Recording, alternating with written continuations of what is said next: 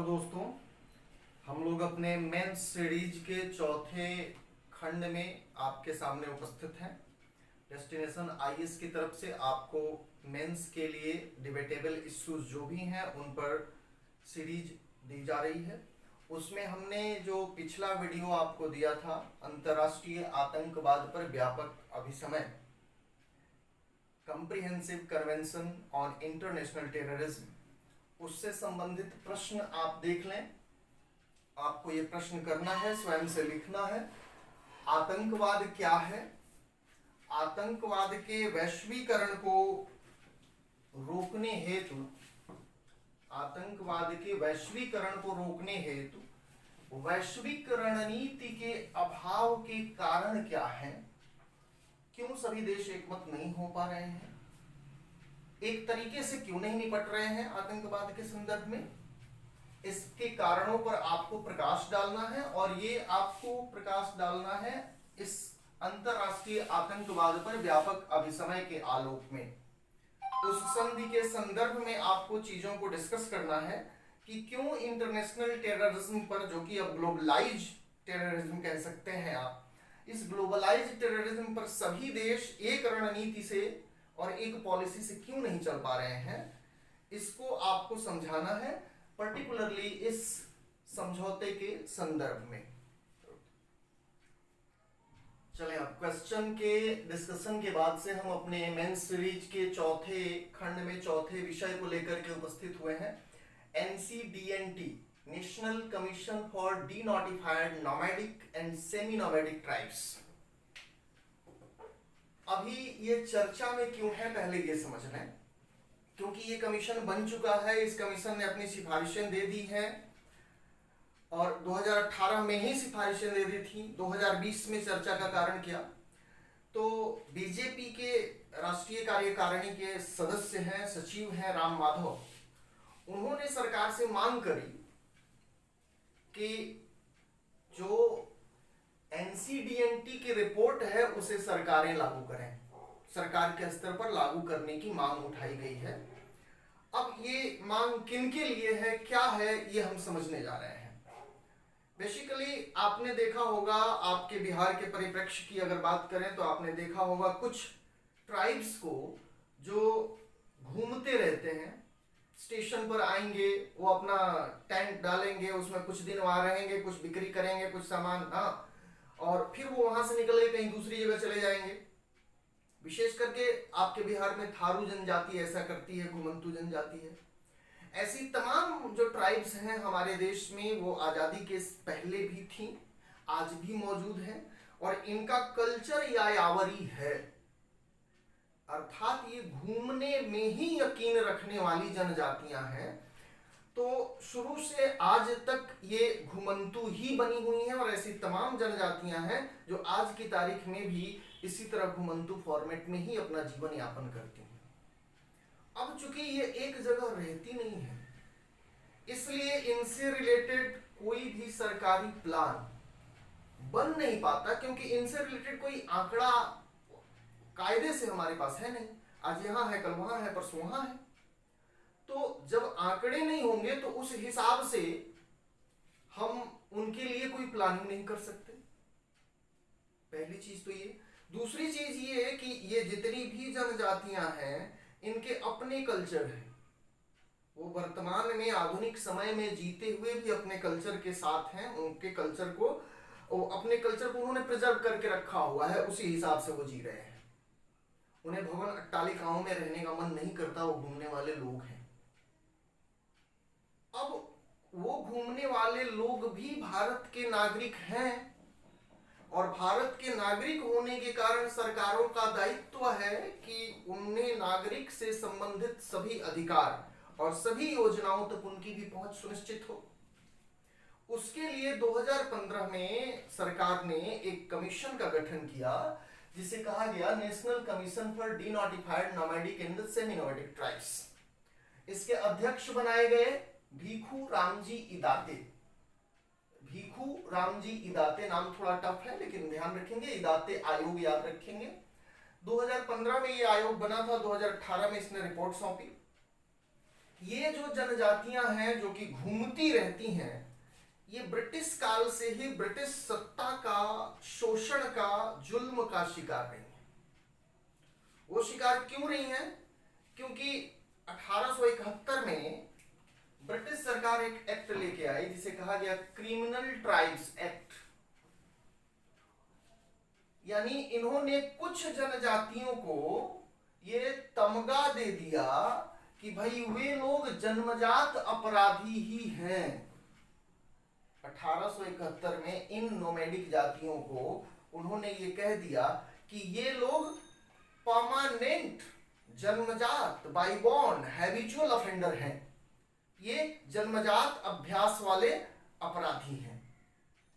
तो आपने कानून बनाकर जनसंख्या के एक बड़े इंपॉर्टेंट भाग को, जिनका अपना एक कल्चर है, उनको आपने अपराधी करार दे दिया।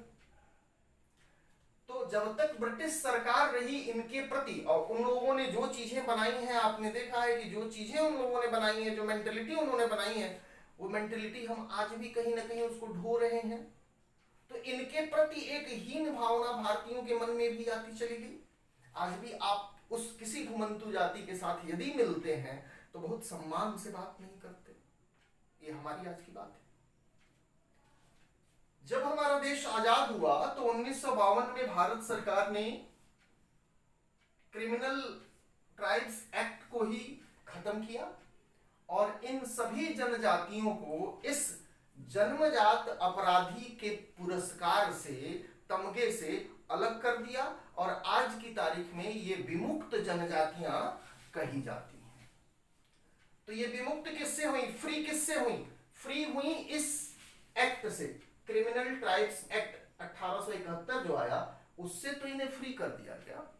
यानी कि इनके माथे पर जो आपने चस्पा कर दिया था कि ये जन्मजात अपराधी ही हैं और खानदानी अपराधी लोग हैं, ये चीज तो हमने हटा दी। ये तो अच्छा काम हुआ, लेकिन इसके आगे भी अच्छा काम होना चाहिए था। उसके आगे अच्छा काम ये होना चाहिए था कि इनके लिए, इनकी संस्कृति की रक्षा करते हुए इनके लिए प्लान बनाए जाने चाहिए थे। इनको भी समाज की मुख्य धारा में शामिल किया जाना चाहिए था। इन्हें भी वो सारी चीजें, वो सारी योजनाएं, सारी नीतियों का लाभ मिलना चाहिए था जो बाकी जनता उठा रही है, और ऐसा नहीं हो पाया। इसी चीज को करेक्ट करने के लिए 2015 में भीखू रामजी इदाते के नेतृत्व में इस कमीशन का गठन किया गया। कमीशन ने 3 साल तक घूम घूमकर इनके आंकड़े इकट्ठे किए, इन पर स्टडी करी और स्टडी करके और भारत सरकार को अपनी सिफारिश दी इनके कल्याण के संदर्भ में। उन सिफारिशों में इनके शिक्षा से जरूरत, इनके आर्थिक जरूरतों से संबंधित, इनके सामाजिक जरूरतों से संबंधित तमाम जो कल्याणकारी कदम हो सकते हैं उनकी सिफारिश की गई थी। जो मुख्य सिफारिश जो कि इनकी स्थितियों को बदल सकते हैं उस पर हम आ रहे हैं। मुख्य सिफारिश में देखिए, सबसे पहले उन्होंने कहा कि इनके लिए भी एक अस्थाई आयोग बनाया जाए। भाई आप अल्पसंख्यक के लिए, अनुसूचित जातियों के लिए, अनुसूचित जनजातियों के लिए, सबके लिए अलग अलग आयोग बना चुके हैं। उनको संवैधानिक या वैधानिक दर्जा दे चुके हैं। तो इन्होंने बकायदा उस आयोग का गठन कैसे हो, उसमें किस प्रकार के लोग रहेंगे, किस प्रकार से उसका गठन किया जाएगा, पूरा एक खाका दिया हमारे सामने। और साथ में ये सलाह दी कि सिर्फ आयोग का गठन कार्यकारी आदेश से नहीं होना चाहिए, इसको वैधानिक दर्जा कम से कम मिलना चाहिए। यानी संसदीय अधिनियम पारित करके इनके कल्याण के लिए एक आयोग बनाए जो परमानेंटली इनके बारे में जाने, रिसर्च करे और इनके कल्याण के लिए जो चीजें जरूरी हैं वो सरकार को सिफारिश करे। दूसरी इंपॉर्टेंट चीज जो इन्होंने कही कि इन समुदायों को संवैधानिक संरक्षण दिया जाए। भाई हमने अपने यहां ओबीसी, एससी, एसटी सबको संवैधानिक संरक्षण दिया है, ये भी एसटीज हैं, बट वो किस संरक्षण से बाहर हैं? क्यों बाहर रहेंगे जबकि सबसे बदतर स्थिति है उनकी? भाई रहने को घर नहीं, और क्या चाहिए? और कितनी गरीबी चाहिए आपको? एमपीआई के मानकों पर जाकर के देखेंगे आप, तो एमपीआई के मानकों पर आवास एक प्रमुख मानक है, वही नहीं है इनके पास। कोई जमीन नहीं है इनके पास। किसी को भी शायद ये अच्छा नहीं लगता है कि वो घर विहीन होकर के और टेंट तान करके जिंदगी गुजारे, क्यों गुजार रहे हैं? तो इनको भी कहा गया कि या तो आप अलग से संवैधानिक संरक्षण दे दीजिए, तो एक संविधान में संशोधन लेकर आइए, इनके लिए अलग से संरक्षण दीजिए, और अगर अलग से नहीं दे सकते तो जो वर्तमान SC ST OBC के संरक्षण की व्यवस्था है उसी व्यवस्था में इनके लिए आप अलग से एक उप श्रेणी सब कैटेगरी बनाइए और इनको भी रिजर्वेशन दीजिए। दूसरी चीज कि इसमें कुछ जो जातियां हैं उनको कुछ राज्यों ने आरक्षण दिया हुआ है, तो जो नहीं आरक्षण दिए गए हैं, जिनको आरक्षण का लाभ नहीं प्राप्त है, उसके लिए कहा गया कि जो आरक्षित नहीं है उनको आप तत्काल ओबीसी में शामिल करिए, कम से कम ओबीसी वाला लाभ तो इनको दीजिए। साथ में कई राज्य इनको, अब किसी राज्य ने इनको एसटी में रखा है तो किसी ने इनको ओबीसी में रखा है, किसी ने इनको एससी में रखा है, तो अलग अलग राज्यों में इनको ये अधिकार तो प्राप्त है बट अलग अलग श्रेणियों में प्राप्त है। अब ये जो चीज है वो जिनका अस्थायी डोमिसाइल है राज्य में उनके लिए तो काम करती है। समझिए भाई, आपके बिहार के लोगों के लिए, बिहार के लोगों में एसटीज के लिए, जितने एसटीज के लिए हमने रिजर्वेशन दिया है वो यहाँ रहने वाले लोग हैं। अब जो घूमने वाले लोग हैं, बिहार ने दिया है एसटी में, उसी जाति को उत्तर प्रदेश ने दे दिया है ओबीसी में, आइए तो घूमने वाले लोग हैं, कहाँ जाएंगे भाई, इनको कैसे मिलेगा? तो ये कहा गया कि विभिन्न राज्यों में अगर अलग अलग श्रेणियां हैं इनके आरक्षित समुदायों की, तो उन सबको आप एक साथ ले आइए, एक श्रेणी में ले आइए कि वो किसी, चूंकि ये घुमंतु है और ये इनकी संस्कृति है, मैं बार बार इस चीज को नोट कर रहा हूं कि ये इनकी संस्कृति है। ये भवन देखते हैं, घर देखते हैं, बड़े बड़े शॉपिंग मॉल्स देखते हैं, बड़े बड़े टावर्स देखते हैं, बट वो रहते टेंट में ही है, तो ये इनका कल्चर है। और हमारा संविधान आपको अपनी संस्कृति के संरक्षण का अधिकार देता है, तो हम ये भी नहीं कह सकते कि घर बना के रहो। तो उनको ये सुविधा मिलनी चाहिए, जैसे आप वन नेशन वन कार्ड की सुविधा दे रहे हो, वैसे ही रिजर्वेशन की भी सुविधा, इनको वन नेशन वन रिजर्वेशन की सुविधा दो। भाई घूमने वाले लोग हैं तो इस राज्य में जाए तो इस कैटेगरी में है, उस राज्य में गए तो दूसरी कैटेगरी में चले गए, तो वहां नहीं मिलेगा उनको लाभ। अगली चीज जो विशेष कही है इन्होंने वो ये है कि 2021 की जब जनगणना आप कराएं, चूंकि इनके डेटा नहीं है आपके पास, तो डेटा नहीं होने के कारण कल्याणकारी योजनाएं आप पहुंचा नहीं सकते उन तक, तो इन्होंने कहा कि इनकी विशेष तौर पर गणना कराइए। जो हमारी नोमैडिक सेमी नोमैडिक जातियां हैं इनको विशेष तौर पे गणना कराइए, एक अलग कॉलम बनवाइए जिसमें ये चिन्हित हो कि हाँ ये लोग हैं, यहां पर इस दिन थे, तो हमारे पास एक डेटा आएगा कि एग्जैक्ट में इनकी संख्या क्या है, इनकी लोकेशन क्या है, इनकी पॉपुलेशन क्या है, इनके बीच की लिटरेसी रेट क्या है, इनके बीच का जो स्त्री पुरुष लिंगानुपात है क्या है, ये सारी चीजें आएंगी तभी हम उनके लिए कुछ कर पाएंगे। जब डेटा नहीं होगा हमारे पास तो हम इनको कहां कहां ढूंढते फिरेंगे, ये लोग घूमने वाले लोग हैं। उससे भी इंपॉर्टेंट इन्होंने एक सलाह दी कि राज्यसभा और विधान सभाओं में इनके, चूंकि ये लोग एक जगह रहते नहीं तो किसी को चुन के भेज नहीं सकते, और जो ऐसे समुदाय हैं हमारे जो चुन के खुद नहीं भेज सकते, उनके लिए हमारा संविधान कहता है कि आपके समुदाय से एक आदमी को या 2 आदमी को मनोनीत करेंगे। जैसे कि आप देखते हैं कि राज्यसभा में 12 लोग, लोकसभा में 2 लोग मनोनीत किए जाते हैं।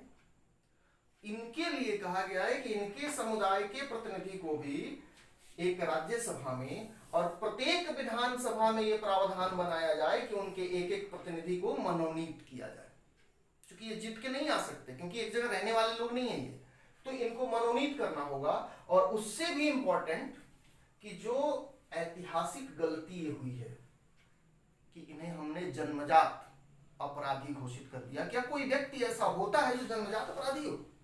ऐसा हो ही नहीं सकता। आदमी पैदा होता है और टेबुलर ऐसा होता है, पूरा कागज होता है, उस पर समाज लिखता है, जैसा लिखता है वो पढ़ता है बच्चा। तो ये हमने चस्पा किया, हमने क्या मतलब अंग्रेजों ने चस्पा किया कि ये जन्मजात अपराधी हैं, ये लेबल हटाना पड़ेगा इनसे। ये लेबल कैसे हटेगा?